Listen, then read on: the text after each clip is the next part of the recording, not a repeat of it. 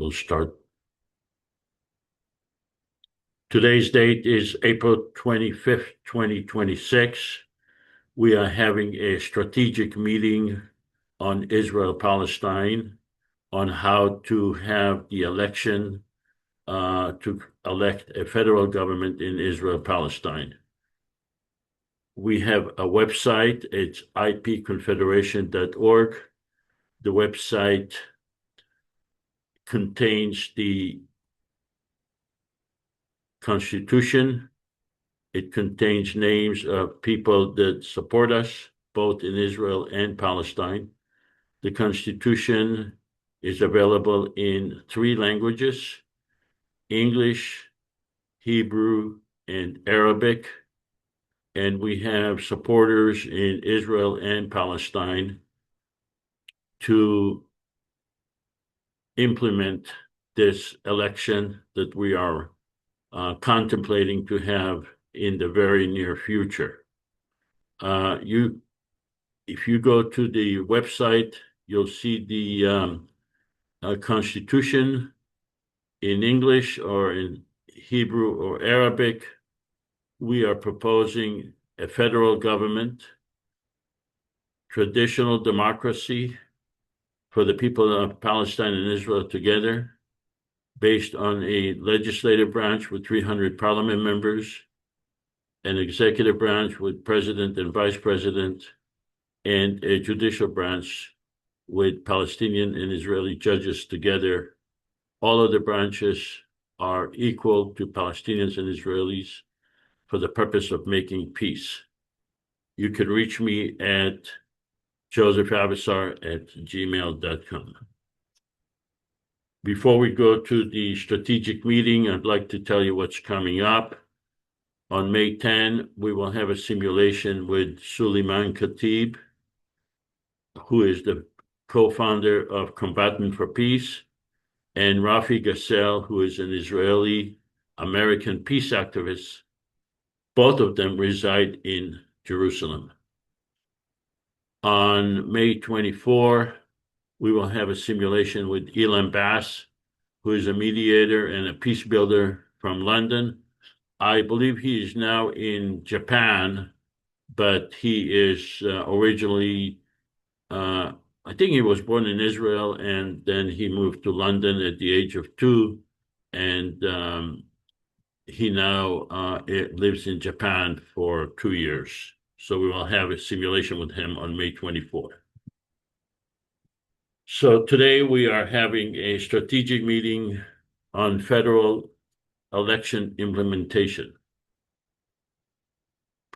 I will be laying out for you the plan and what we have accomplished up to now regarding the elections, how to conduct the elections, and what are the obstacles that we have in conducting the election.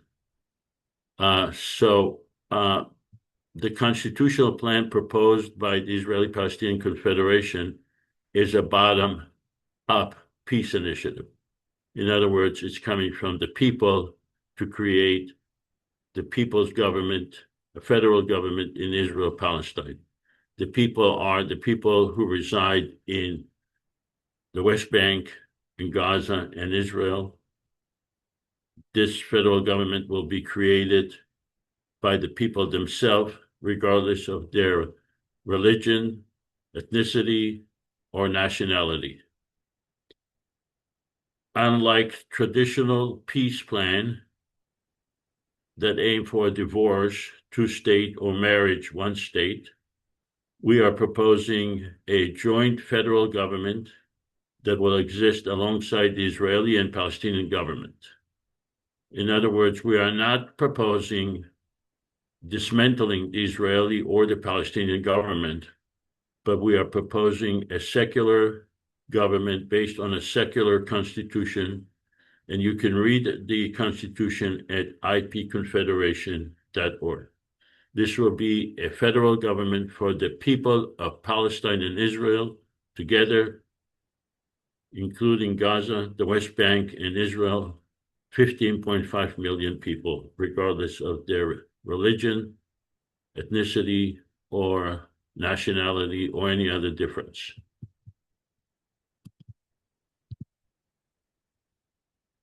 We are planning to implement this election as a structured grassroots to governmental transition.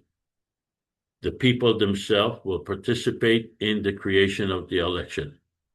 It does not require or necessitate the dismantling of the current governments, but rather their eventual acquiescence to a formal recognition. The federal government that we are proposing will be the only legitimate government in Israel-Palestine. There has never been a legitimate government in Israel-Palestine because the people of Israel-Palestine have never elected a legitimate government through democracy. We are proposing the first legitimate government, democratic government in Israel-Palestine that includes all of the area from the river to the sea. We are, at this stage, we have been conducting simulations. We have conducted over 150 simulations in my estimate, a lot of them on Zoom, but also in person with private groups, with university students and colleges. And we have been conducting simulations by Zooms and have been and will continue to hold the simulations where participants act as parliament members to draft legislation, testing the Constitution, its veto power given to the Israeli and the Palestinian government, and a consensus mechanism.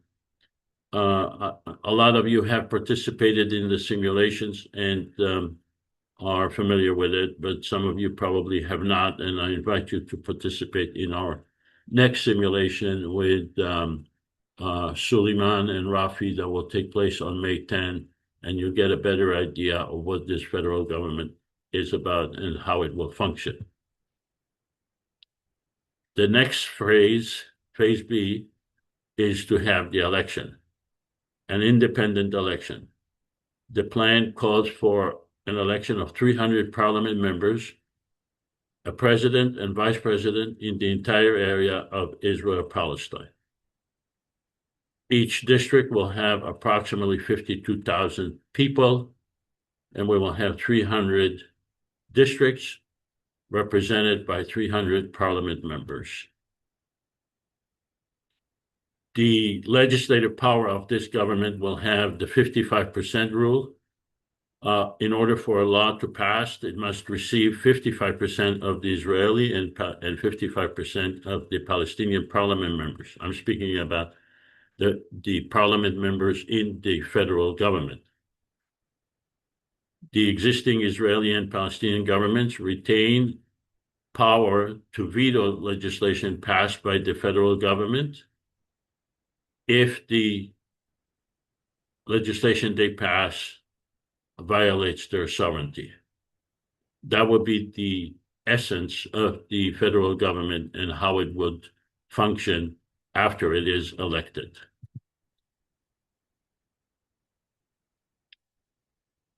The key benefits for having a federal government is it creates meaningful integration. What does it mean, meaningful integration? It means integrating those Israeli people who support the federal government and those Palestinian people who support the federal government. So a lot of people ask me, do you think most Israelis or most Palestinians would support? The answer is no. Most Israelis probably and most Palestinians probably may not support the federal government. But the minority of Israelis and the minority of Palestinians will have integrated, meaningful cooperation, meaning they will work together. They will work together by participating to be elected and by participating in the election themselves as voters. That's what I mean by creating meaningful integration, bringing together Israelis and Palestinians who are ready to move beyond the limitations of their current governments, because there is a rational group on both sides who understand the limitations of their government, who understand that their governments have no vision for peace, have no ability to give peace, and they will understand the necessity of having a federal government and will cooperate and participate as voters and as candidates, both for parliament and president. The federal government will establish joint democratic election that foster mutual recognition, shared ownership, and unified political process. The mutual recognition is of the people themselves. We don't have to recognize the governments, but we can recognize each other. Palestinians and Israeli people will recognize each other, recognize that we need to share the country together and create a unified, meaning a cohesive, unified political process. And the federal government, the parliament members who will be elected, will have legitimacy and will have the responsibility, not only legitimacy, but the responsibility to deal with all issues relating to Israel-Palestine. We are not proposing how the federal government should decide, how the parliament should decide. We are proposing a system of government that would give the parliament members legitimacy from the people themselves. There has never been given them, the people themselves have never given legitimacy to a parliament in Israel-Palestine. We are proposing that the parliament will receive legitimacy from the people and use that legitimacy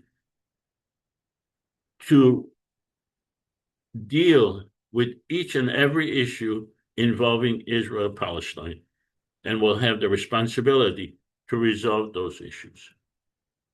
So we are moving forward to create a portal for an election. The election will take place online. Palestinians and Israelis will have the ability to register and to vote online, and using the portal. This is what we are working with a company right now. We have been speaking with several companies, but I think we are focusing now on one or two companies to create the portal. The portal will be in 3 languages: Arabic, Hebrew, and English, to accommodate the need of the Palestinians and the Israeli in the best language that they are familiar with.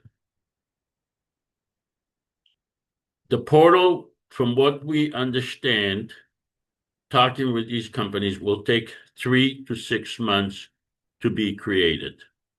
The portal for the election. Voter registration will take place once the portal is ready, and will last 15 months after the portal is ready. Meaning, if the portal is ready in 3 months, within 3 months, people in Israel-Palestine will be able to start registering to vote, and they will have 15 months to register to vote. So Palestinians and Israelis regardless of where they are in Israel-Palestine, will have 15 months to register to vote. Candidates, once the portal is ready, the candidates will have 12 months to register to become candidates for both parliament and president. So if the portal is ready in 3 months, 3 months from now, candidates will have 12 months to register their candidacy. The election will start in 12 months. 12 months after the portal is ready. So if the portal is ready in 3 months, the election will start 15 months from now and will last 3 months. Palestinians and Israelis will have 3 months to vote. They will be able to use their computers. They'll be able to use their phone. They'll be able to use friends' computers, friends' phones, computers in libraries, in coffee shop, whatever. They will have specific identifier that they can use to vote for both parliament and president in their own districts.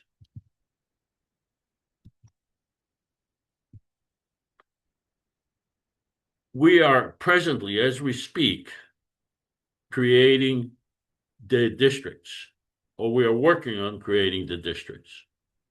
We are creating 300 equal, contiguous electoral districts designed not to separate population, but to intentionally integrate the population.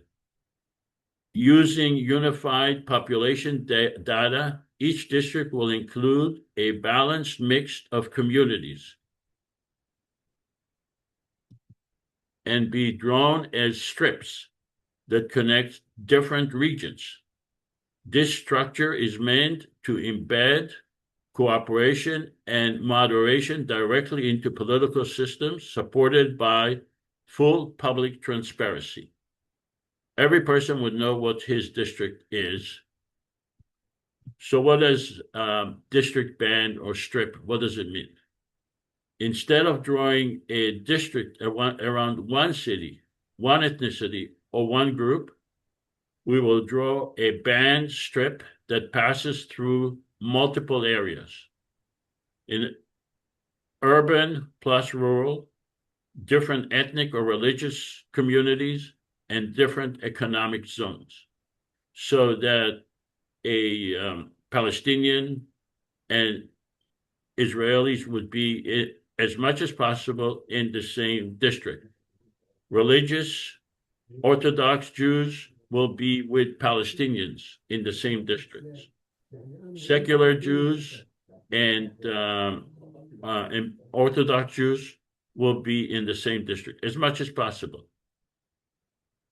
The districts will be as mixed as possible in order to obtain integration in those districts. Eligibility. In order to vote in Israel-Palestine, a person must be at least 18 years old and a citizen and resident of Israel or Palestine. Every person in Israel-Palestine has an ID card. The ID card has their names, their address, their ID number, their date of birth, etc. So in order to be eligible to vote, Palestinians and Israelis over 18 years old will be able to vote. In order to be a candidate for parliament, a person must be at least 21 years old and have been a citizen and resident of Israel or Palestine for at least 180 days. So when they register, they have to be at least 21 years old. And remember, they will have, in order to register for parliament, they will have 12 months from the time the portal is ready. For president, the candidate must be at least 35 years old and have been a citizen and resident of Israel or Palestine for at least 180 days. All of this is in the Constitution that is on our website, ipconfederation.org. We will have a discussion after I'm done, and you can ask questions. Each candidate will have to affirm the following. So this affirmation is only for candidates. It's not for voters. Voters do not have to affirm, but the candidates will have to affirm the following. In other words, when they sign up to be candidates, they will have to affirm the following. I have read the Constitution of the Israeli Palestinian Confederation. They have to have read it. I accept the Israeli Palestinian Confederation Constitution. I do not belong to any other government or military organization. I am willing to publicly declare that I will. Sean, I'll let you ask questions at the end. Let me finish, and then you can ask your question. I am willing to publicly declare that I will relinquish all allegiance, oath, or loyalty to any government, military, or political organization other than the Israeli Palestinian Confederation. In other words, they cannot be part of any other government. They cannot be part of the Israeli or the Palestinian government or their military organization. I recognize Israelis and Palestinians as equal people. I am committed to the separation of religion and government within the Confederation. In other words, the Constitution is committed to the separation between religion and government. My sole purpose in joining the Confederation government is to help make peace. So this is what every candidate, whether it's for parliament or president, will have to affirm before he can register to run. And after he is elected, will publicly have to make these affirmations. Threshold. The following threshold must be met for the result to be considered valid. This is under the Constitution. For parliament, a candidate must receive votes from at least 5% of the total population of their district. So that's approximately 2,600 votes.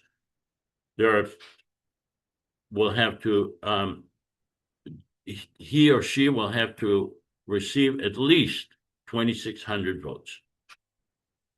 For president, the total voters must reach at least 15% of the combined population of Israel and Palestine. That's approximately 2.3 million votes. In order for the election to be valid, we have to have at least 2.3 million votes. If these thresholds are not met by the scheduled close of the election period may be extended. In other words, under the Constitution, we can extend the period of election both for specific district, for president and vice president, or all of them, until we reach the threshold. A live public dashboard will be displayed during the time of registration. It will display all registered candidates by district and for presidents throughout the registration and the election period. Remember, the registration is for voters is 15 months. The registration for candidates is 12 months. After the election is concluded, the dashboard will publish the full results, including elected parliament members, the president, and the vice president. Upon conclusion of the election, so once the election is concluded, all 300 districts and the president will be published on the dashboard. That's the dashboard that the portal will have. So the portal will have continuous dashboard for 15 months. Well, for 12 months for the beginning of, and then for an additional 3 months for the election itself. Elected members, it will publish the elected members, the president and vice president will be announced immediately. With regard to the vice president, the vice president will be the presidential candidate. In other words, everyone is running for president. However, the vice president will be the person who received the second highest number of votes from the other nationality of the winning president. So, for example, if the president is a Palestinian, the vice president will be Israelis. So let's say the president received 1 million votes, and he is a Palestinian, he will or she will be the president. An Israeli person who received the second number of votes will be vice president, and they will rotate after 2 years. This will ensures cross-community representation at the executive level. The executive level is the president and the vice president. So these are the milestones that we hope to accomplish in the near future.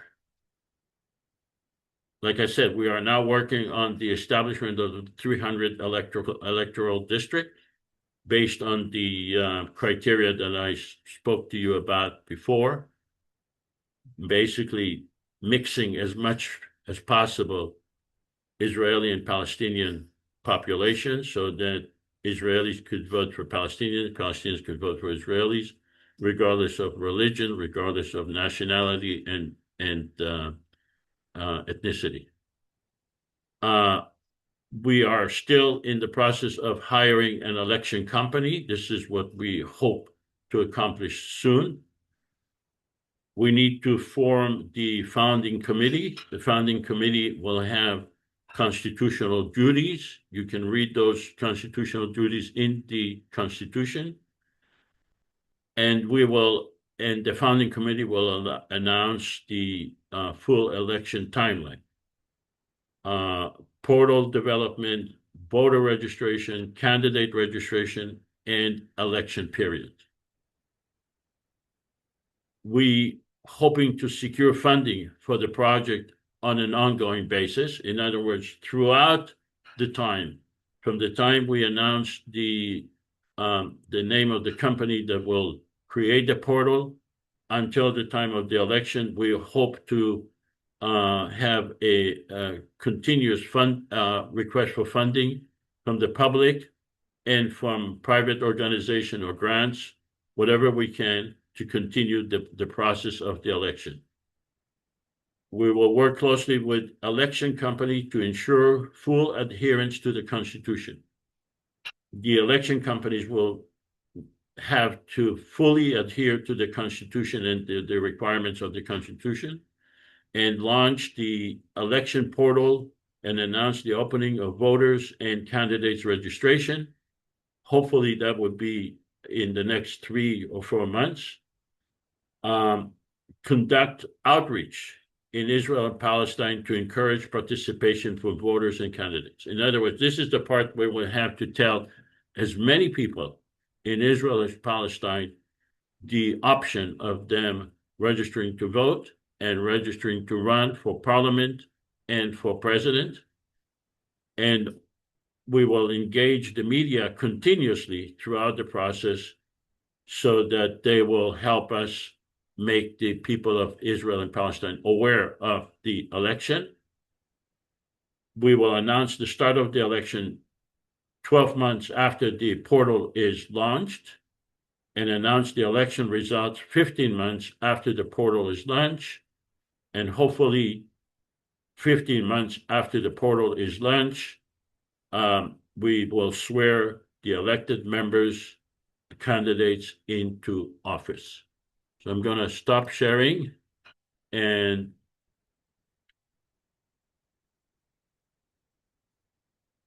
want to see if you have any comments or questions or suggestions on how to help us create this election. Sean, you had a question. Yeah, I do. With IPC, do they get the identification card that if they're in Israel-Palestine, that they're going to carry like almost like a driver license, but it shows that I'm part of the IPC. Will they have that? That would be up to the parliament to decide if they want to create an identity card, IPC identity card. But right now we are relying on the identity card that that Israelis and Palestinians have issued to them by their own government. No more questions. Go. Shlomo? You need to unmute. You need to unmute, Shlomo. Yeah, I actually would like to hear Ami Ayalon. I'm delighted that he participates, and he's a very important figure in the Israeli politics on the left. And he was the head of the Shin Bet, the chief, and so he has a lot of weight and respect in Israel. And he's here, so he was now I don't see him, but he's still here. So maybe he can say something what he thinks about the whole idea, and then the way we to implement it, if any. Ami, are you available to comment on? Maybe later. He's still around, I guess. Is Ami Ayalon? Ami alone. I think Boogie is a nickname. I'm not sure. No, Ami Ayalon is not Boogie. Okay. Ami Ayalon, I believe he used to be, like you said, the head of the Shin Bet, and he was in the head of the Israeli Navy, I believe. I had a meeting with him here in LA, actually in Pasadena, I believe, and I gave him a copy of the book, and he said he will read it because he's on his way back to Israel and he'll have something to read on. But I never heard from him since. So He appears in the very important film documentary. It was Gatekeepers. yeah, the gatekeeper. Yes. Yeah, and very important. And he was also on several interviews. And it was interesting. In one of the interviews, he was asked directly, "What would you do if you were under the boot?" He said, "I definitely would fight for freedom." So it was a honest reply. So anyway, yeah, people like him could make a big difference still. Well, that movie featured a lot of heads of Shin Bet, including a person by the name of Shalom Avraham, who was the most feared head of Shin Bet, and in a lot of ways was very brutal. But they interviewed him in a when he was out of office, and his response was, "We have to make peace." And they said, "Well, uh, by all means, by all means." Yeah, but he resigned. He resigned because he was charged with murder. He murdered two Palestinians. He was forced to resign. Well, You're talking about he Abraham Shalom. Abraham yes, Shalom. Yeah, yes. yeah. Yeah, he resigned. He was not charged with murder. He was charged with covering up the murder of the two Palestinians who Yes, participated yes. in the bus incident 300, line 300. So he received a pardon from the president. Mhm.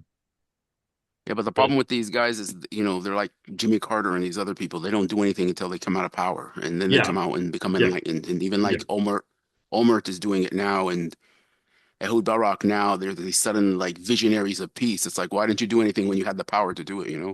When you were in power. Well, but they were not visionaries for peace. They were visionaries for a two-state. Yeah, but still peace. Yeah, but it's interesting that all the six or five or six Shin Bet is really like the FBI here in the US. It's the security, the internal security agency in Israel. And anyway, so all of them talked about peace.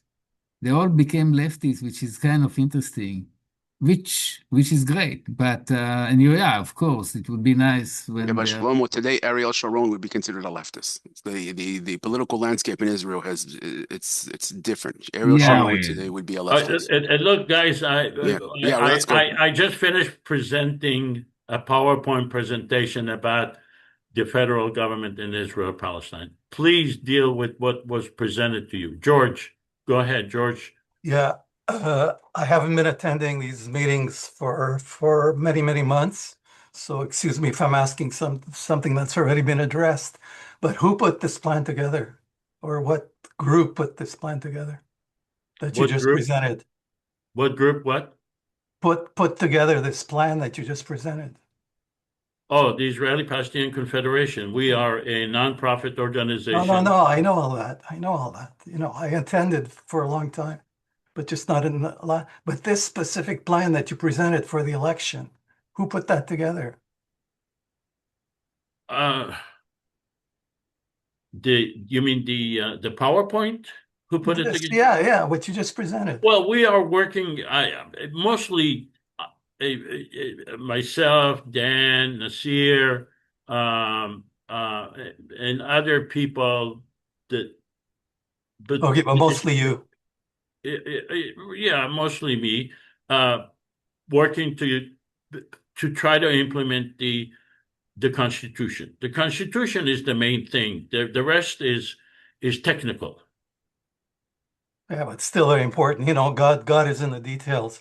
So my question to you is, uh, why, so for something so important and something that's going to be so contested, such as an election, why don't you have a committee made up of Israelis and Palestinians who are there on the ground, who perhaps have had experience with elections?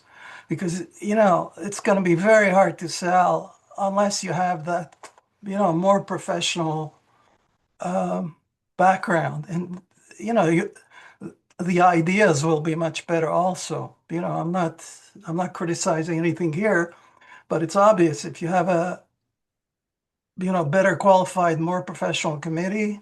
And it's not to criticize anybody here, but it's more, a big process like this and a historic event like this, should be put together by a serious committee of experienced people. And it'll be much easier based on that to sell the package and present the package. You know, you're like one criticism I have of you is it's like mostly a one-man show from what I can see. Okay. And that's not positive. Two heads are better than one, and five heads are better than two. So that's the only comment I have to make. George, let me kind of respond to what you're saying when you're saying a one-man show. So I've been attending these for a few years now, and I've been watching Joseph work, and he's definitely reached out to people to ask for, help and input and stuff. And as someone who's contributed to time, to moderating meetings and things like that, I think that he's been very open to other people to come in and to do things. And even, for example, when he wrote the flow chart, he did share it with people. There was a few people on the list, and every input that I put into it and the others, he took it in and he added it. So I don't think it's fair to label this as a one-man show. You know, If someone takes the initiative to tell a group of 50 people, this is what my plan is, this is what I'm going to do, and only 2 or 3 people reply and contribute to it, and he accepts that and he incorporates that, this is what can be done. Now, as far as expertise and stuff, sure, absolutely. We could use more people, more of this. But at the same time, do not label this as a one-man show. That's not fair. Yeah, okay, no, okay, fine, I accept that. But listen, I want you guys to succeed, and that's where all this criticism is Yeah, coming but from. here's the thing. I Here's the really, thing. hang on, let me finish, please. I want you guys to succeed. So, This is how we succeed. We so succeed by bringing more people. Every exa- person that I've brought, including the person who's raising his hand here, has been welcome to this group to participate in this group. Nizar is a friend of mine. I introduced him to Joseph. He came here as a guest, and now he's coming here back. And this is how we expand. fine, fine. So the best thing you can do is bring people that think like you, that are these people, and bring them to the meetings, and they will be part of the contribution force. But my only suggestion is the last thing I'm going to say is you should really, it's still a very limited group as far as I can see. And you should really reach out if you want this thing to fly and to succeed and for funding, to get funding, if you have a committee, that has some names on it and some people with much more experience But than have you seen the website of people who support the no, that's Confederation? support. That's It's support. No, no, no. but that People organizing the election, people working on the election, but which this is is going to how be it very, starts. This is how it please starts. let me finish for crying out loud. This is how it starts, buddy. I'm saying this is, get serious. If you're serious as you are, I know you are, get serious about organizing this with the right George, people. what is your background? What is your professional background? I was in education, course design. I've done a lot of things, mostly teaching and course design. Look, I can tell you pretty much what Nasir told you. We have been reaching out to people for years, okay? And the response is very little. It's very difficult to get people to accept the idea of a federal government to begin with, okay? It's easy to say, well, why don't you get more people or better suited people? Um, Okay, you've tried. we tried for years, okay? And what we are doing is we are working with what we have. We Okay. have some very dedicated people. Uh, and yeah, we are not the most professional. We don't, and when you say experience with election, we are talking about creating a federal government in Israel-Palestine online. And there aren't too many people that I know of that have created an election in Israel-Palestine online. But we are engaged with a very highly professional company. In fact, we are interviewing several, but we're focusing on one highly professional company that will help us um, conduct the election.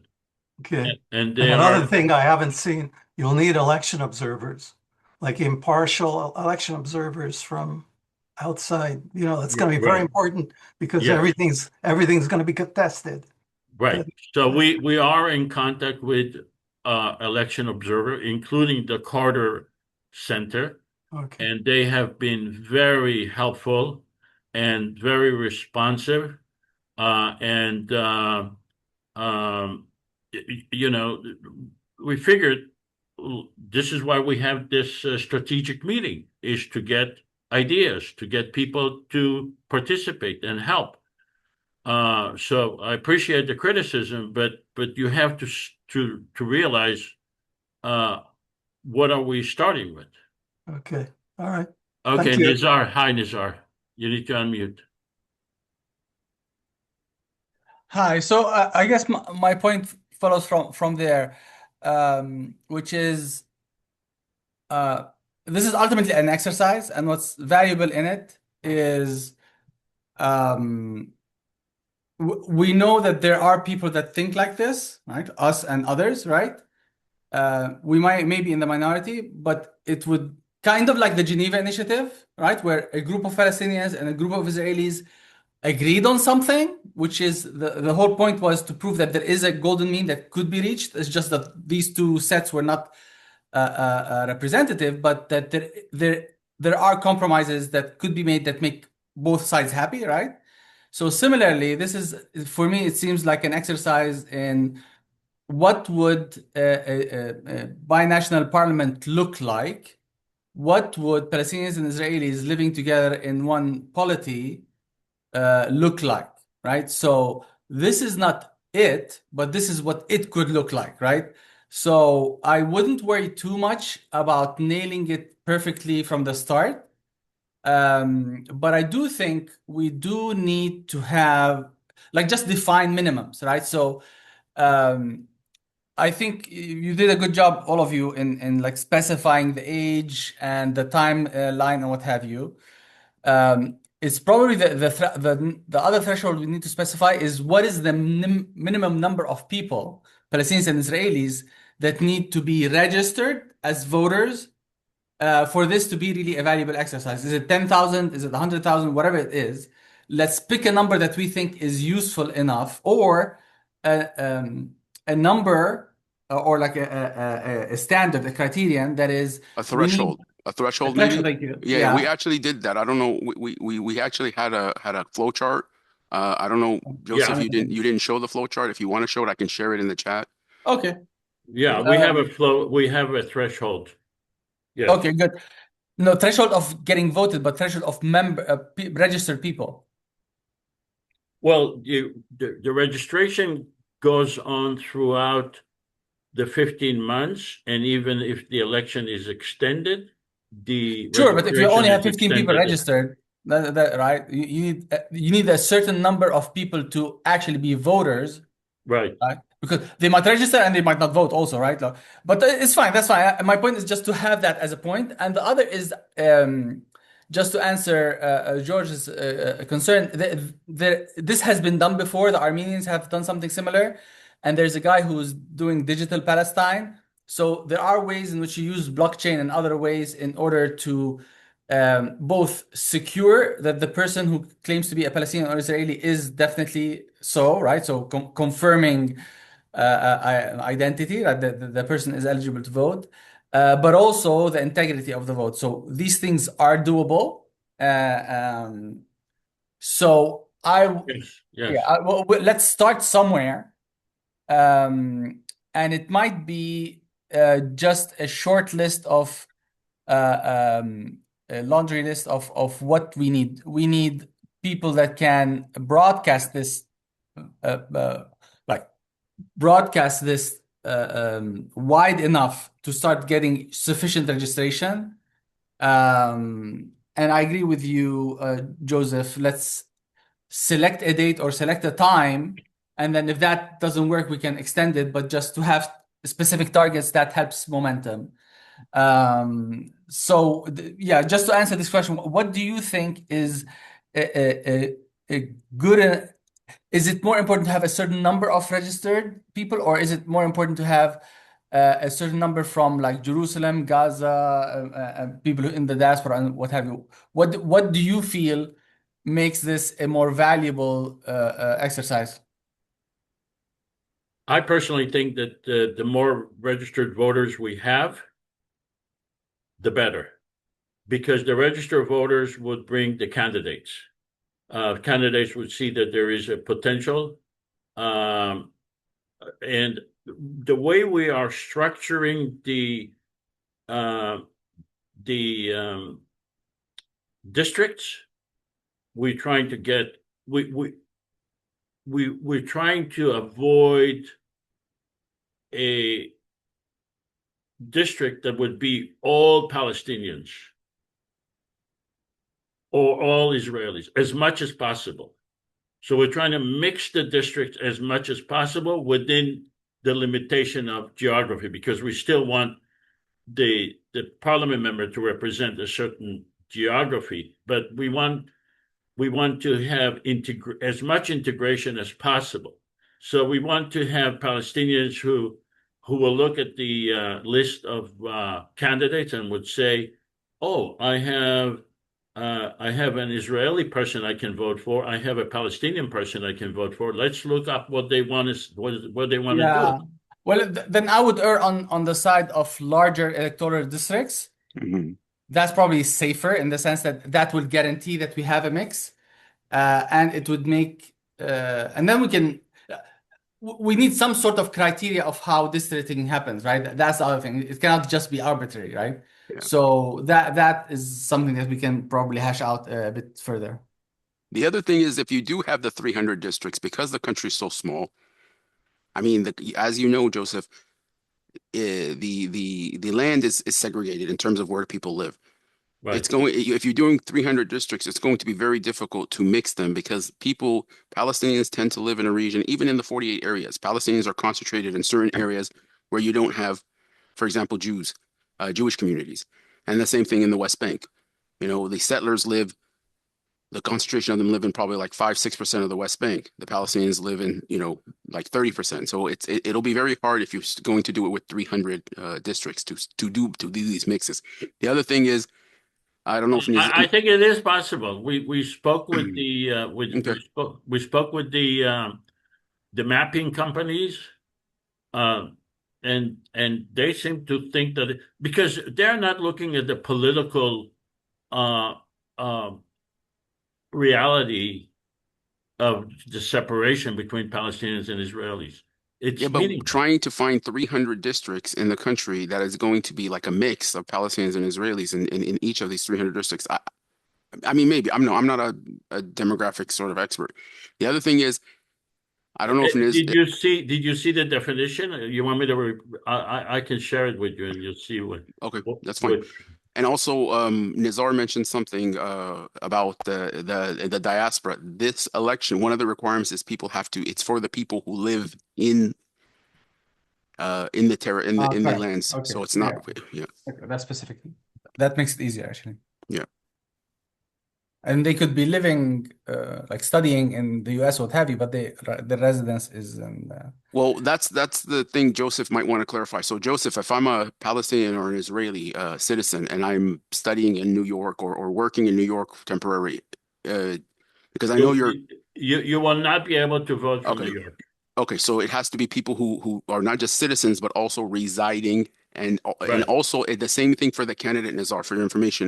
Right. The candidates Right. also have to be. So for example, Nizar, Candidates, of course. No, I was just yeah. thinking of the voters. Yeah, But so okay, we can The start with voters that. also, you have to Yeah, so be for example, Joseph is an Israeli citizen. You're a Palestinian citizen, and you reside in the United States. You would not be able to vote nor be candidates. correct. Arguably, the point is that you have a bigger stake if you're living there. It's easy for me to Sure. tell people how to live there while I'm safely here, right? Okay. Yes. No, So- yeah, let's be clear about that. Yeah. Okay. Okay, so this is what we submitted to the mapping company, and they say it's doable.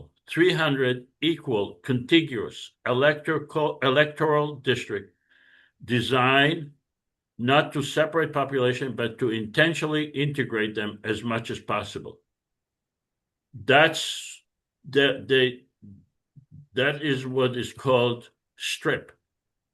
So as much as possible to create strips to integrate Palestinians and Israelis. It's not going to be perfection, but that's the intention.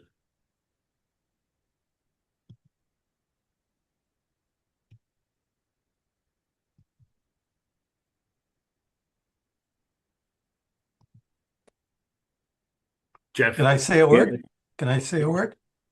Yeah, Jeff. Hi. Yes, hi. So I had a question. This is like as this succeeds under the model that you're proposing, yeah? So you have the election, the parliament is established, the president, the vice president. Who is to be the liaison to the existing governmental structures, Israel and Palestine, to allow for the acceptance of the entity that's being created? The The liaison, IPC. probably the president. That's his responsibility. And what is the thought of how that's going to be the dynamics of its acceptance? You Do you mean, understand? Do you get yeah, my question? I understand, but the acceptance is both ways. We believe that once the election meets the threshold, this federal government will be a legitimate government in Israel-Palestine. It could decide to accept the Israeli or the Palestinian government, and vice versa. So So if the government that under this model isn't accepted by the other two entities, then what happens? it continues to function based on the Constitution and passing legislation, regardless if it's been accepted or not. There is no requirement that it will be accepted. There is a requirement that once they pass the legislation, if it violates the sovereignty of the Israeli or the Palestinian government, then the Israeli and Palestinian government will have a veto power over it. If they don't exercise the veto, it becomes the law of the land. And who enforces it? The federal government.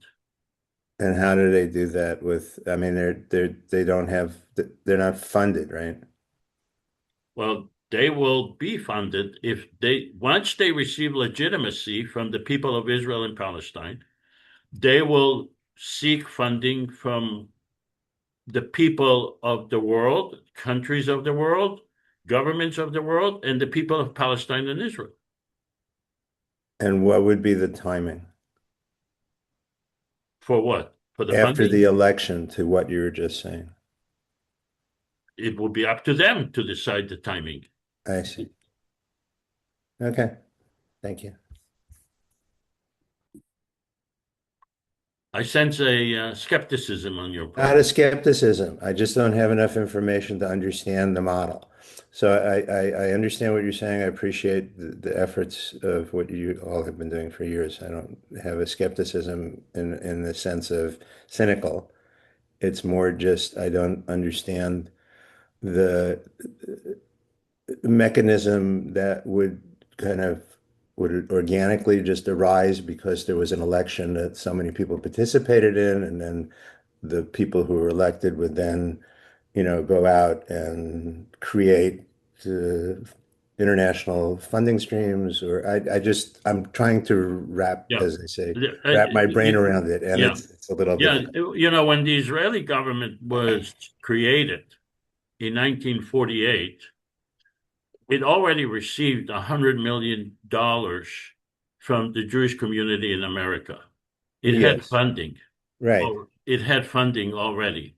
I'm aware, and of course, that's why I'm asking about the timing, because the ramp up has to be there as well. And so I'm only asking this, there may be naive questions, but it's No, these just are very good, valid questions. The question it would be is, would these election create enough awareness in Israel, Palestine, and worldwide? right. That's the only question. No, But I understand. So it's like a catalytic event that would then spawn activities that wouldn't be feasible before the catalytic event. Yeah, I get that. before or after? Right, Definitely. right. Yeah. Any other questions or comments? What bothers you, Jeff? Doesn't bother me. I'm just No, it it's seems like like it seems in like the you're thinking. establishment of the UN was somewhat of a driving force in the establishment of the state of Israel, and then there's, as you say, the American Jewish community and so forth. So, it's kind of akin to what was asked earlier about the kind of thicker coalitions that are necessary to activate, continue to leverage off of the catalytic event. And I know you all are working towards that, so I don't mean to like imply anything any great insight, but I just raise it because this comes to mind because I'm trying to conceptualize, how that plays out afterwards without kind of just diminishing afterwards, right? So you have a success of an election, but then there's this kind of period where it doesn't have the follow on. So I'm just trying to, think that through. I think that if we have the platform created in 3 or 4 months, and once we see people registering to vote, and once we see people registering to run for parliament and president, this could have a snowball effect, and people would be watching this. And once it gets to a certain level, it could have a life of its own. I appreciate what you're saying, and yeah, just kind of looking out the what's necessary, as it ramps up, I guess. What do you do for a living, Jeff? Right now, I have the fortune of having retired from working for the state of California for about 30 years in different capacities. Uh-huh. And some of it was statewide, and it's kind of bringing together people around different efforts that had some public good. Will you be able to help us publicize this event? I have no idea. I don't have a lot of outreach. I have friends, but Well, you worked in the government. I did, in fact, work in the government. Yes, I was a civil servant in the government. Yes. Is it possible to get the governor to I don't know how to have access to the governor's office at this point. I appreciate why you're asking me that, and it's really, Okay. Jeff, what do you think about the idea, just as an idea? I think the idea is a very, I think it's a sound idea to engage as you're doing, people across boundaries that don't necessarily need to be there, that prevent people from getting to collaborate, not collaborate, but to engage each other. I think there's severe kind of challenges. We just saw the Palestinian vote, such as it was, right? And that's in play and everything that's going. But I think that, any and all efforts that recognize that there's possibilities of practical engagement are healthy. What are the challenges that you foresee? No, it's not that what I foresee. I just had an election, right? The Palestinian Yeah, election. the Palestinians just had a local election. Right. And the last time they had that was what, 20 years ago? That's for president. Right. So I mean, For the you're government, working. they now they have local election, not for government. Okay.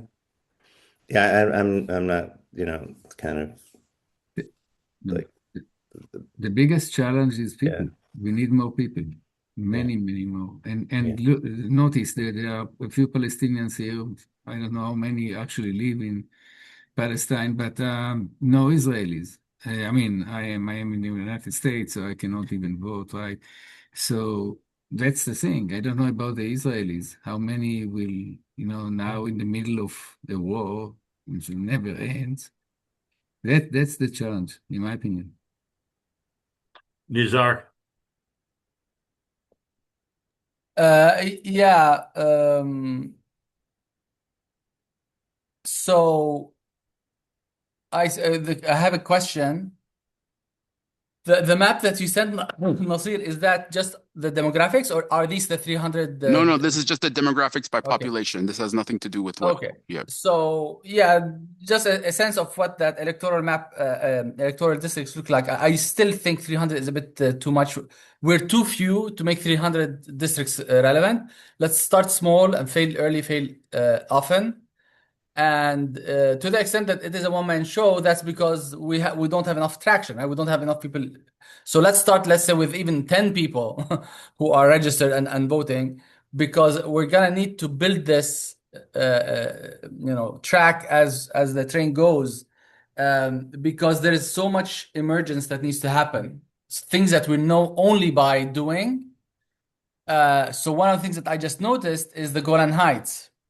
So do we just take the whole north as a district, electoral district, which includes the Syrians in the Golan, or do we just skip the Golan altogether and have the Israelis who live in the Golan vote in the Galilee or whatever, right? So these kinds of teeny-weeny tweaks need to be also, I think, addressed. Oh, and by the way, just to answer your question, Jeff, on the local elections, in I was general, gonna say, yeah, the local elections have been particularly good in Palestine because they're very small units. It's a village, it's a locality, and they've been far more responsive, right? Because like yes. everybody knows everybody there in the village, right? So that we always try to push for local elections whenever we can, because it does give a lot of agency to regular Palestinians where they feel that actually are making a difference. And I'll just give the example of Birzeit, my village. I had a cousin of mine who used to always rant about how the village, how the municipality is corrupt and they don't do anything and everything you do is useless. So I told him, why don't you run? And he ran, and he actually did an excellent job. He really did a lot of good, So this is And where the last elections were in 2021, by the way. So it's not the elections that you referred to, Jeff, in 2005 was the national, but municipal elections have actually been occurring regularly. And I believe the last one, maybe Nazar, 2021, I think was the last municipal election, right? I think so, but I don't think it was everywhere. I think it was only in certain areas. Yeah. But my point is this: I see the IPF one as a similar exercise in that, to the extent that there is a constituency, Palestinian-Israeli constituency, that is trying to look for solutions. This is a platform that where otherwise they don't have an outlet where we can have such discussions. And So I appreciate yeah, that. And so you're saying like prototyping it and then moving exactly. forward into seeing what its kind of after effects could be as a prototype as well. And I think that that's a good approach because, this is the conundrum, right? How do you get credibility before you have support? How do you get support before you have credibility, right? So it's I think the prototyping idea is quite sound because then you don't overshoot and then you don't have this overhang if you're kind of like ramping up too fast and then there's a hollow area. So I appreciate what you're saying. Thank you so much. All right, anyone has more questions or comments? Otherwise, I think we are ready to close.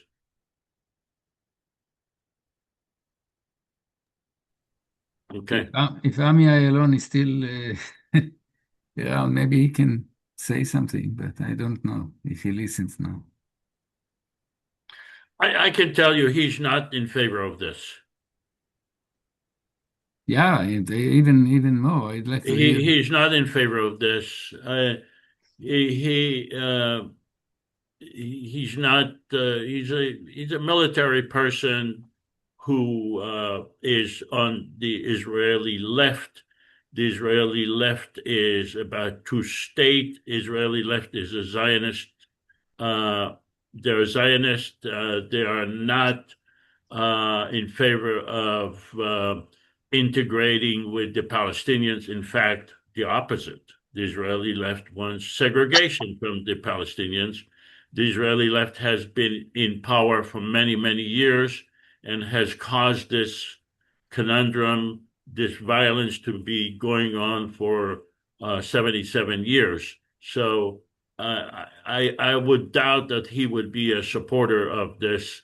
And this is why we are creating a federal government independent of the Israeli government and the Palestinian government, because they are incapable of thinking that we are one people that need to live in peace in a democracy together. They're just incapable of psychologically, politically, they're incapable of thinking that we are one people living together.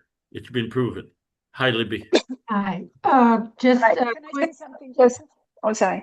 quick note that I Something wanted to say that more I have been participating in this, I don't know, 5 years now, maybe?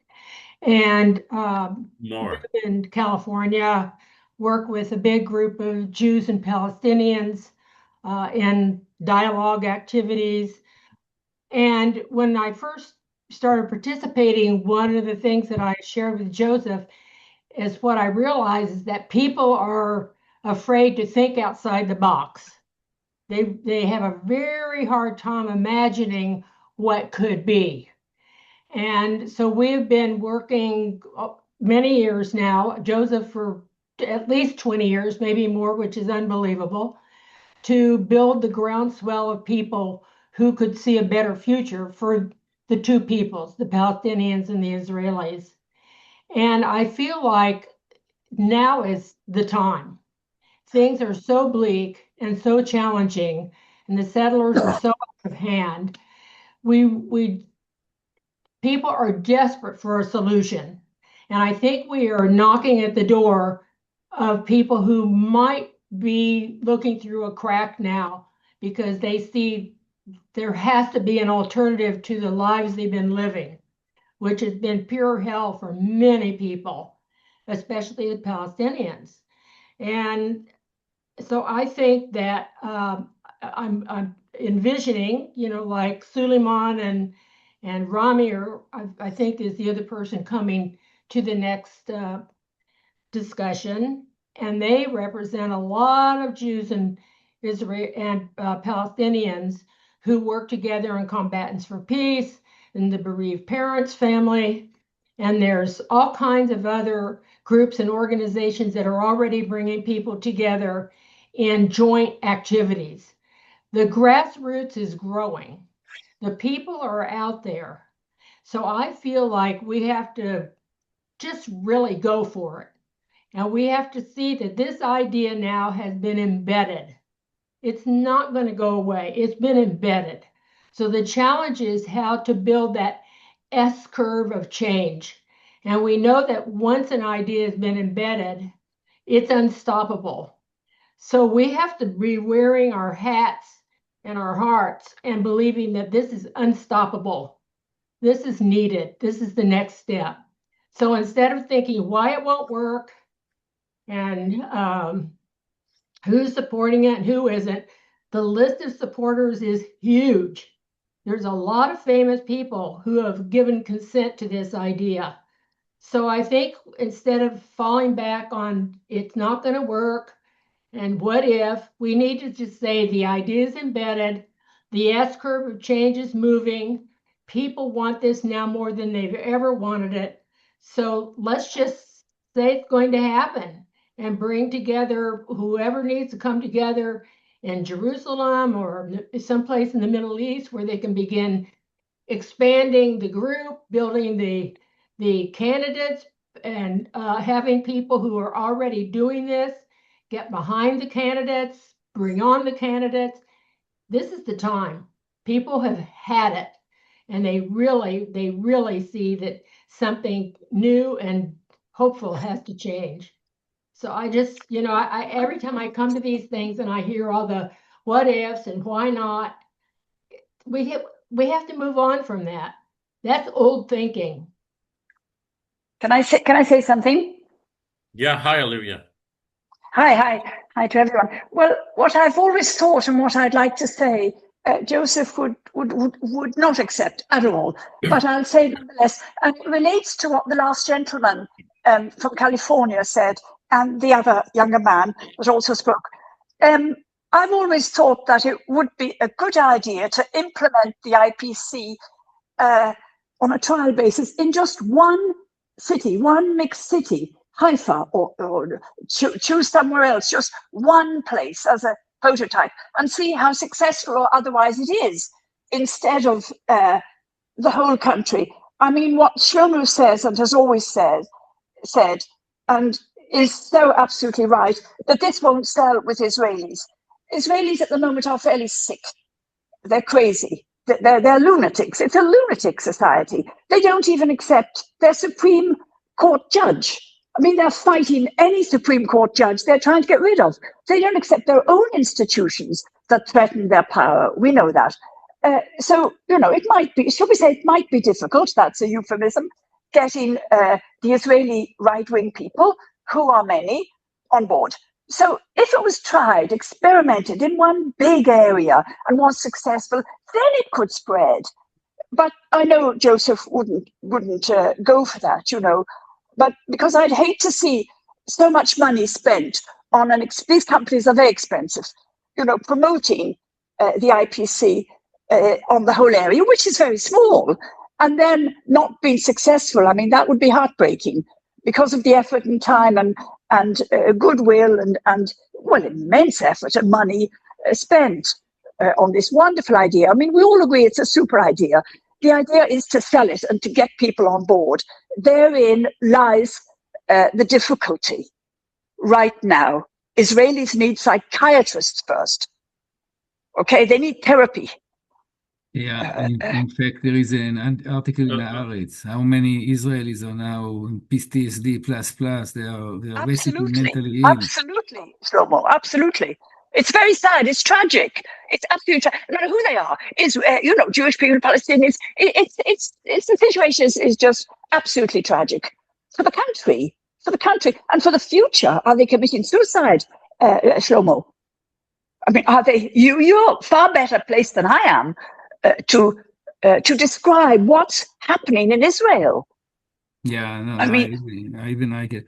But I can say one thing about it that Joseph pointed out about Ami Ayalon and people on the left that there is a problem with Zionism. And we grew up in Israel. There was absolutely no other solution but Zionism to the Jewish question. Sure. Okay, so now even the left, and they want democracy, and they are good people, but they cannot get the Zionism out of the equation. And as long as the Zionism is there, there is no solution except for mutual destruction. It seems to be part of their ADN, part of their identity, part of their DNA. It seems to be part of their identity. They feel they can't let go of Zionism. I think that's what you're saying. Yeah, that's what I'm saying. And it is funny that Zionism, when I grew up, they explained why Zionism and how Zionism was created was because they realized anti-Semitism is like a disease that you can never get rid of anti-Semitism. And therefore, the only solution is that Jews will have their own state. Okay, so we all bought it. And some people like me, got free of it, but most of them don't.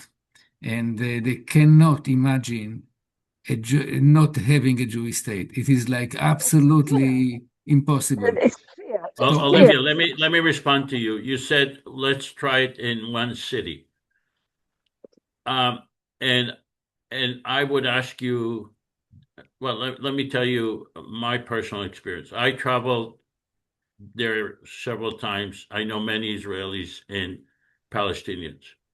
And I can tell you that there is a sliver of hope in every city, whether it's in Israel or Palestine. There is what I call the rational population. It's a small population, but they are rational in every city that I go to, in every community. I believe you, Joseph. I certainly believe you. Yeah. So what we are doing is we are giving a hope. We are giving a system for those rational Israelis and Palestinians that are in each and every city, in each and every community, to gather together, to become a group together. If we just do it in one city, we would be excluding the sliver of hope in each and every city, in each and every community, including religious communities, including Orthodox communities, and Sure. Okay, so if we are doing it, we have to do it, in my opinion, the right way, and marginalize the extremists in all of Israel and Palestine. And yes, Omer Bartov was in our simulation, and he is a supporter. And so, yes, so we are creating a system to unite those rational Israelis within themselves. I can tell you that ever since we started, a lot of Israelis discovered each other through our efforts. Sure, sure. Okay, Joseph, and a lot what of Palestinians percentage? discovered each Sure. other. And a What, lot of what percentage Palestinians of and the Israelis have sure. discovered each other through What our efforts. percentage do you think these reasonable, rational people represent in the 15 million human beings in Israel, Palestine? What sort of percentage do you think these very reasonable people, that of course exist up and down the country, that's a what sort good of question. percentage do they represent? I would say in Israel it's 20%, and in Palestine it's close to 40%. And would that be enough people-wise for the thing to get moving, Joseph? Absolutely, yes, because Okay, they are okay. Well, then let's give it a because try. they are Sure. united. Sure, sure. 20% plus 40% together is about 30% of the whole population. Of the 15 million, sure, sure. Well, let's go for it. 30% Give of the entire population Mhm. is a substantial number. Because we are Sure. okay.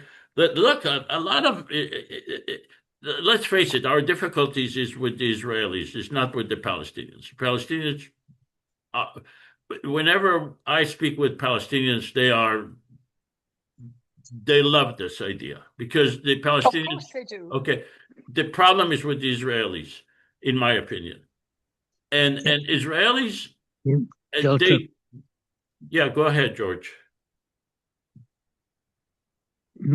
are you okaying me to speak? No, it's Gil. It's Gil that spoke up. It wasn't George. Oh, okay, Yeah. Gil. Yeah. Yeah, shalom. We talked years ago. I really appreciate what you're doing, but I just heard somebody say that we need therapy, and that pushed my button. I started out very radical with the Panthers and whatnot, and then I ended up making a psychological documentary, which blew me away. You know, intellectually, we're the brightest animals in the world. Emotionally, we're totally bankrupt. Totally.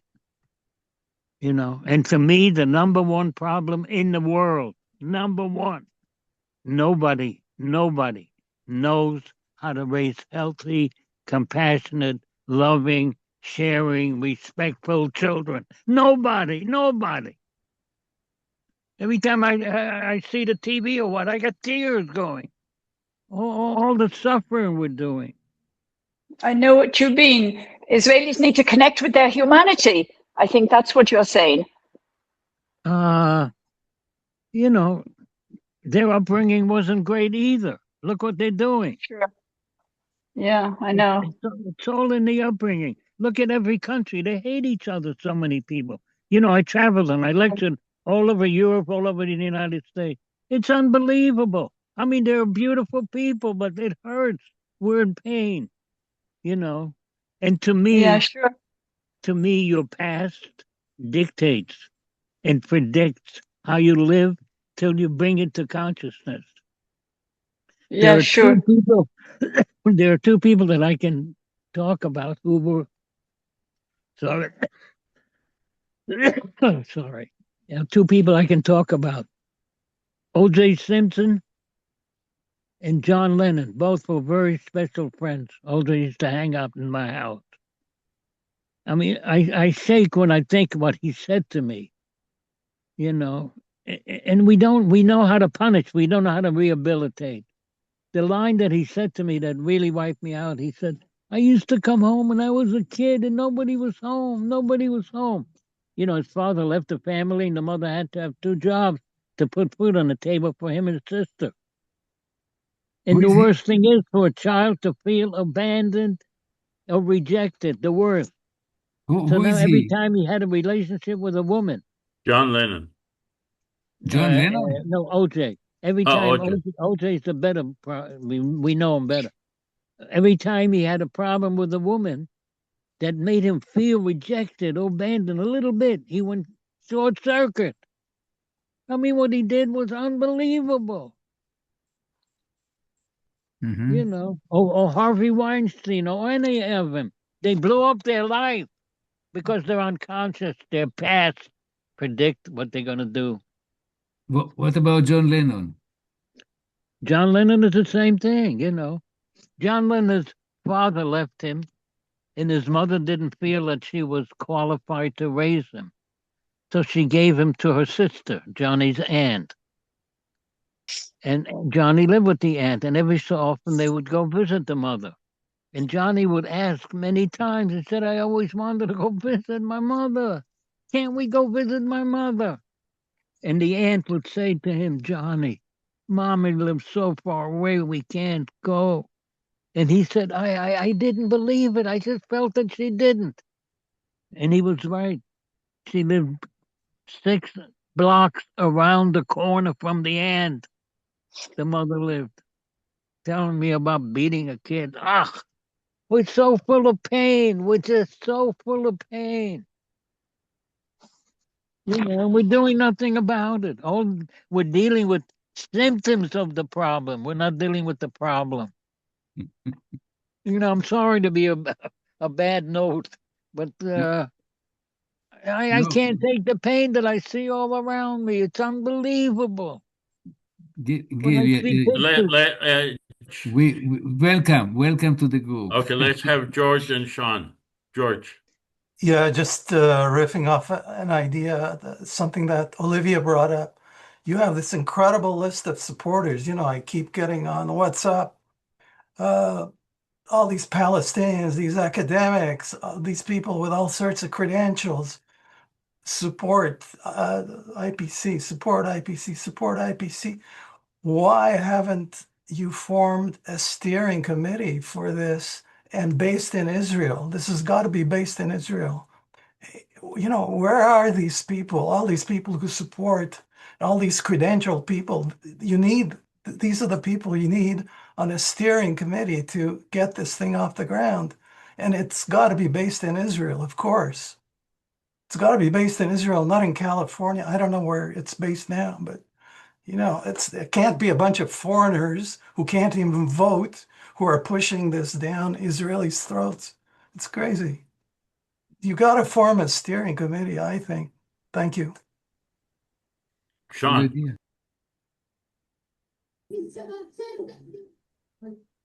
Hi, just Good idea, back. Joe. Okay, Joseph. Back to the Zionism ideology. That it links back. It goes back to the early Zionists of that guy Theodor Herzl. Do you think this is his plan? This is what he wanted to push forward in that Zionist agenda. You know, to have like when you mentioned about that Zionism is you know is believing that they need to have a state because everybody hates them, everybody wants to come after them, you know.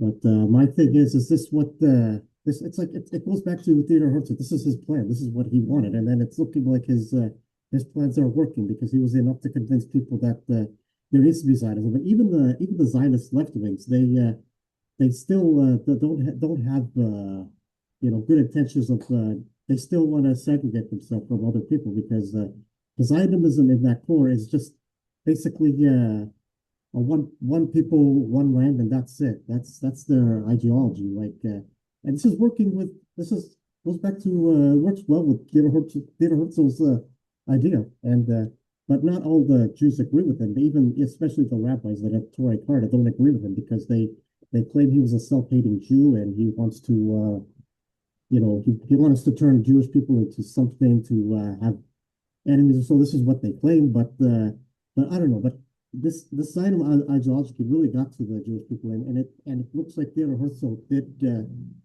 a good job at that, and he pushed for a lot of not all the Jews, but some Jews don't like the ideology of Zionism, but it's just I just feel like Theodor Herzl did a good job, and it looks like this is what's happening we see today. Yeah. All right. Any other comments before we close? So we will keep you informed as things are progressing. We're having meetings with the mapping company coming up to create the 300 districts. That's going to be a challenge. Once we create the districts, we will give you the information. I'm youth worker addiction. And we'll let you know. Yeah, hi, Sean. Joseph, I just wanted to hear your feedback from what I said. If you could elaborate what I was mentioning, or you can't. Look, I am anti-Zionist. Okay, Zionism is a ideology that believes in inequality for the Jews and inequality for the Palestinians. It does not believe in equality for everyone. It was dangerous when it started. It was dangerous to the Jews. It was harmful to the Jewish people.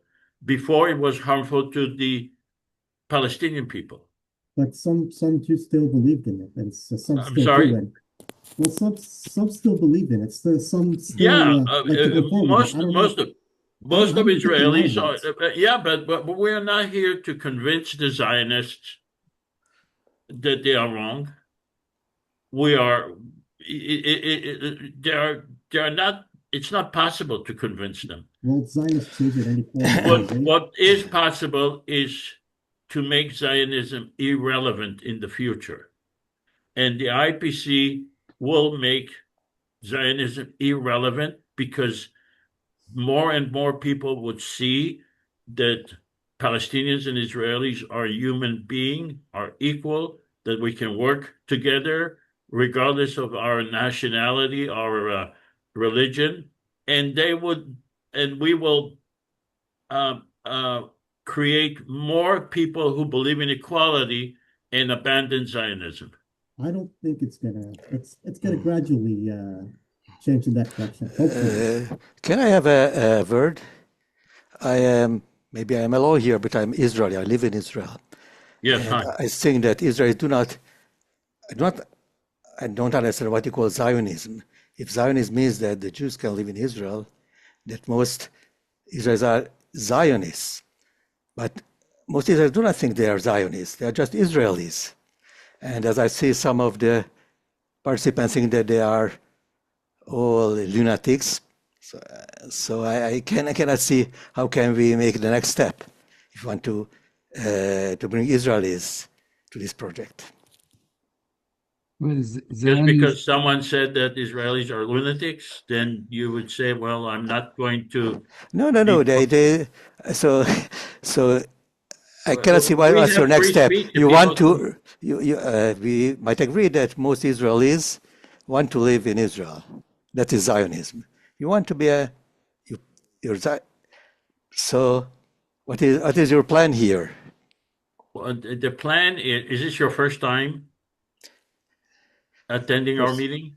No. I've been several times here. I've read all the things that the Constitution. What is your name? Say again? What is your name? Dan. Okay. Dan. Okay. It would be nice to see you. Next time, maybe. I can address it if you like. I can talk about Zionism versus Israel and so on. Israelis. You see, Israel was established on. I know the history. I'm in this area. Well, the idea is this. So what will you change in Israel? What will we give to Israelis? I don't say what I think that what do you offer to the Israelis? We offer equal rights. Peace. The end of the peace. The end of. The problem is not peace. What is the price of the peace you ask for? Oh, the you ask for a one state, yeah. The price? No, it's a federal government. The Palestinians will have their government. The Israelis will continue to have their government. I realize that, but as Jeff told, it's an irrelevant something. And a federal government for the people of Palestine and Israel together. And what would it change the situation? What would it change the situation? I'm sorry? How would it change the situation here? Okay. We- The federal government will be able to pass legislation to benefit the people of Palestine and Israel together. You give me two examples. Okay, a joint economic zone in Israel-Palestine. We have now one. I'm sorry? We have a joint. We have a A joint. joint economic zone between Sure. Gaza, the West Bank, the Gaza and Israel Mhm. that would be managed by the federal government together with a common universities, common airport, common seaport, common agriculture, common industry, where it would offer employment to the people of Gaza and southern Israel. This is what we do on a regular basis. We are demonstrating how the federal government will be able to pass legislation that would be acceptable to both the people of Israel and Palestine. And so let me put you on. Let me share, But because the other, but he's saying something very interesting here, and I think it's important the way he's saying it. There's a noise. Okay, is that he's saying that his definition of Zionism is problematic, and I'll tell you why. Because if Zionism was just about Jews having the right to live in the land, that would be the thing. But I think you have to take into consideration that this right comes with things such as Jewish supremacy, the denial of Palestinian rights, the denial of Palestinians. Excuse me, this is your definition. Okay. No, so there are different definitions. first of all, I'm a Palestinian from Palestine. You cannot tell me what Zionism is. I know what Zionism is because I've seen it straight in the face. So you can sit here and tell me your version of Zionism, but I'm telling you what I've seen in my country, my people. So what I'm saying is, what we have to offer you is right now, your movement is illegitimate because it's based on the displacement and oppression of another people. And if you want to be a legitimate people that live on the planet along with other people, then you have to work to embrace other ideas and stuff that incorporate people rather than just ethnically cleanse them and genocide them. This is what we have to offer you. You see, Dan, the problem is 1 second. The Okay. problem is demographic. So the moment if you want Jewish state, you have to have majority of Jews. Okay, but you don't. You have one state with two people, and that's it. You have an apartheid genocidal state. Okay, can you make it one state, normal state? That's the idea, to get rid of all of this separation and prejudice and racism. That's the idea. You're living in a racist state from the very beginning by definition. It's not like bad Shlomo, people. it will be very hard to convince a person by mocking his ideology. He asked for an example. So I'll give you lots and lots of examples. This is what Just we're asked for two.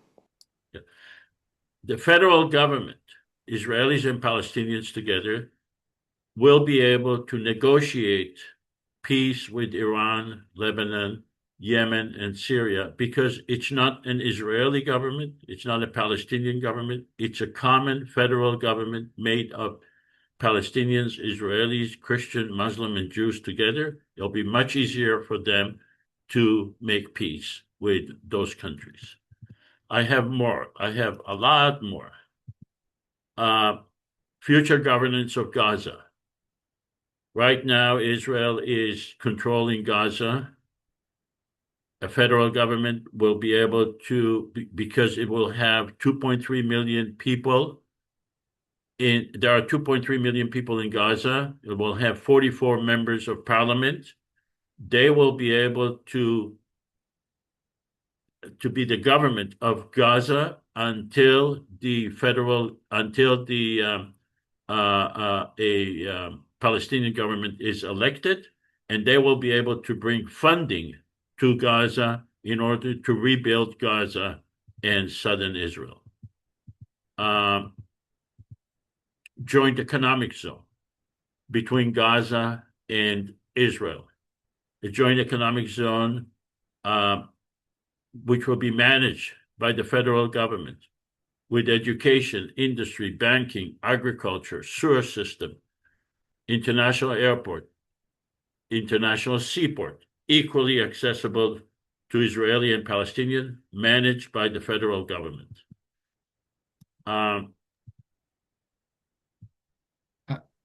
I have a question to Dan. Dan, what do you suggest? How do you solve this conflict?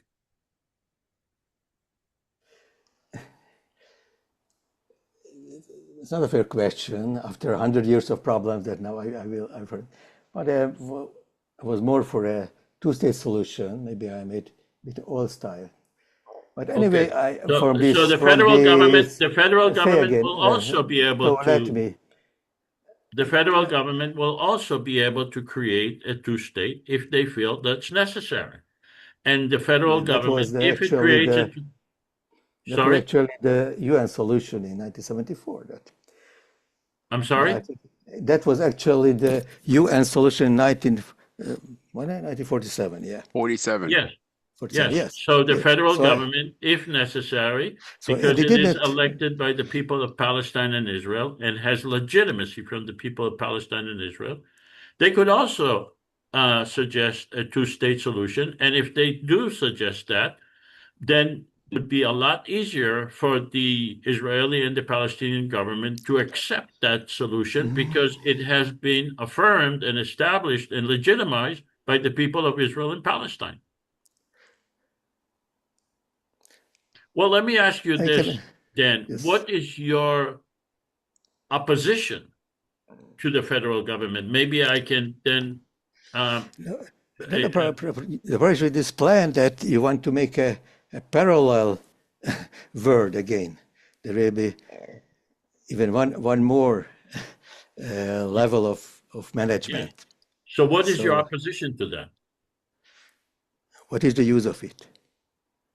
What is the use of it? If you say that... I just showed you... I say again that you claimed that it depends on the agreement of Israeli and Palestinian governments or parliaments, yes?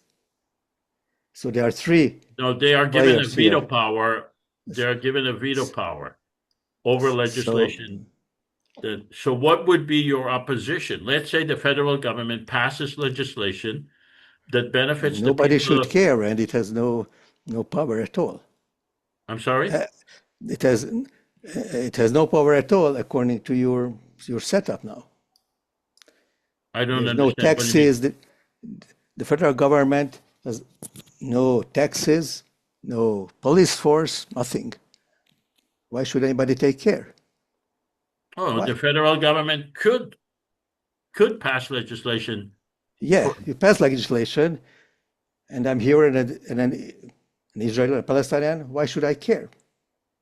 Oh, because you want to improve your life as an Israeli. You want your children not to be subjected to violence. Yeah, as you suggested, that 95% of Israelis think otherwise.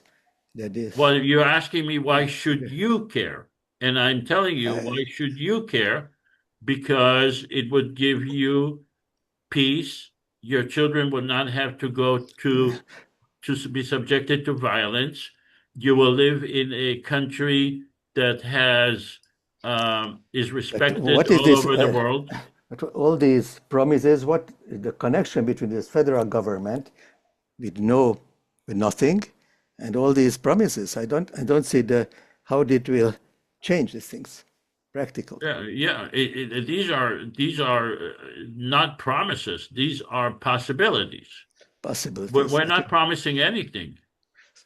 So perhaps the basic thing of politician, you should promise something at least.